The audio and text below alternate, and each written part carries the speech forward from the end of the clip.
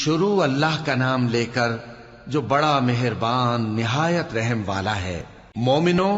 اگر تم میری راہ میں لڑنے اور میری خوشنودی طلب کرنے کے لیے مکے سے نکلے ہو تو میرے اور اپنے دشمنوں کو دوست نہ بناؤ۔ تم تو ان کو دوستی کے پیغام بھیجتے ہو اور وہ دین حق سے جو تمہارے پاس آیا ہے منکر ہیں، اور اس وجہ سے کہ تم اپنے پروردگار یعنی اللہ تعالیٰ پر ایمان لائے ہو، پیغمبر صلی اللہ علیہ وآلہ وسلم کو اور تم کو جلا وطن کرتے ہیں۔ تم ان کی طرف پوشیدہ پوشیدہ دوستی کے پیغام بھیجتے ہو، اور جو کچھ تم مخفی طور پر اور جو علل اعلان کرتے ہو وہ مجھے معلوم ہے، اور جو کوئی تم میں سے ایسا کرے گا وہ سیدھے رستے سے بھٹک گیا۔ اگر یہ کافر تم پر قدرت پالیں تو تمہارے دشمن ہو جائیں، اور ایذا کے لیے تم پر ہاتھ بھی چلائیں اور زبانیں بھی، اور یہ چاہتے ہیں کہ تم کسی طرح کافر ہو جاؤ۔ قیامت کے دن نہ تمہارے رشتے ناتے کام آئیں گے اور نہ اولاد۔ اس روز وہی تم میں فیصلہ کرے گا، اور جو کچھ تم کرتے ہو اللہ اس کو دیکھتا ہے۔ مسلمانوں،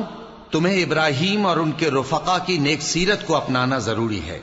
جب انہوں نے اپنی قوم کے لوگوں سے کہا کہ ہم تم سے اور ان بتوں سے جن کو تم اللہ کے سوا پوجتے ہو بے تعلق ہیں،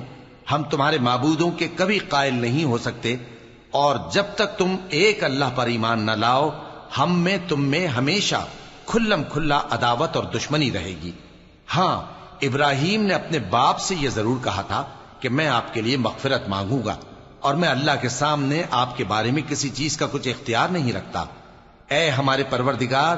تجھی پر ہمارا بھروسہ ہے اور تیری ہی طرف ہم رجوع کرتے ہیں، اور تیرے ہی حضور میں ہمیں لوٹ کر آنا ہے۔ اے ہمارے پروردگار، ہم کو کافروں کے ذریعے فتنے میں نہ ڈالنا، اور اے ہمارے پروردگار ہمیں معاف فرما، بے شک تو غالب ہے، حکمت والا ہے۔ تم مسلمانوں کو یعنی جو کوئی اللہ کے سامنے جانے اور روز آخرت کے آنے کی امید رکھتا ہو اسے ان لوگوں کی نیک سیرت اپنانی چاہیے، اور جو روگردانی کرے تو اللہ بھی بے نیاز ہے، لائق حمد و ثنا ہے۔ عجب نہیں کہ اللہ تم میں اور ان لوگوں میں جن سے تم دشمنی رکھتے ہو دوستی پیدا کر دے، اور اللہ قادر ہے اور اللہ بخشنے والا ہے، مہربان ہے۔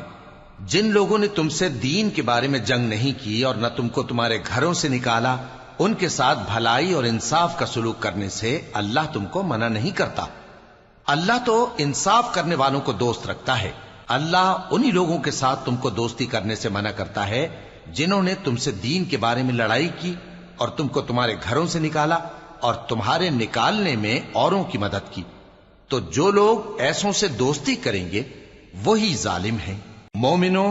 جب تمہارے پاس مومن عورتیں وطن چھوڑ کر آئیں تو ان کی آزمائش کر لو، اور اللہ تو ان کے ایمان کو خوب جانتا ہے۔ سو اگر تم کو معلوم ہو کہ وہ مومن ہیں تو ان کو کفار کے پاس واپس نہ بھیجو کہ نہ یہ ان کو حلال ہیں اور نہ وہ ان کو حلال ہیں، اور جو کچھ انہوں نے ان پر خرچ کیا ہو وہ ان کو دے دو، اور تم پر کچھ گناہ نہیں کہ ان عورتوں کو مہر دے کر ان سے نکاح کر لو، اور کافر عورتوں کے ساتھ تعلقات نکاح باقی نہ رکھو، یعنی انہیں کفار کو واپس دے دو، اور جو کچھ تم نے ان پر خرچ کیا ہو تم ان سے طلب کر لو، اور جو کچھ انہوں نے اپنی عورتوں پر خرچ کیا ہو وہ تم سے طلب کر لیں۔ یہ اللہ کا حکم ہے جو تم میں فیصلہ کیے دیتا ہے، اور اللہ جاننے والا ہے، حکمت والا ہے۔ اور اگر تمہاری بیویوں میں سے کوئی تمہارے ہاتھ سے نکل کر کافروں کے پاس چلی جائے اور اس کا مہر وصول نہ ہوا ہو، پھر تم ان سے جنگ کرو اور ان سے تم کو غنیمت ہاتھ لگے، تو جن کی بیویاں چلی گئی ہیں ان کو اس مال میں سے اتنا دے دو جتنا انہوں نے خرچ کیا تھا، اور اللہ سے جس پر تم ایمان لائے ہو ڈرتے رہو۔ اے پیغمبر صلی اللہ علیہ وآلہ وسلم، جب تمہارے پاس مومن عورتیں اس بات پر بیعت کرنے کو آئیں کہ نہ تو اللہ کے ساتھ شرک کریں گی، نہ چوری کریں گی، نہ بدکاری کریں گی، نہ اپنی اولاد کو قتل کریں گی، نہ اپنے ہاتھ پاؤں کے درمیان کوئی بہتان باندھ لائیں گی، اور نہ نیک کاموں میں تمہاری نافرمانی کریں گی، تو ان سے بیعت لے لو اور ان کے لیے اللہ سے بخشش مانگو، بے شک اللہ بخشنے والا ہے، مہربان ہے۔ مومنو، ان لوگوں سے جن پر اللہ غصے ہوا ہے دوستی نہ کرو، کیونکہ جس طرح کافروں کو مردوں کے جی اٹھنے کی امید نہیں، اسی طرح ان لوگوں کو بھی آخرت کے آنے کی امید نہیں۔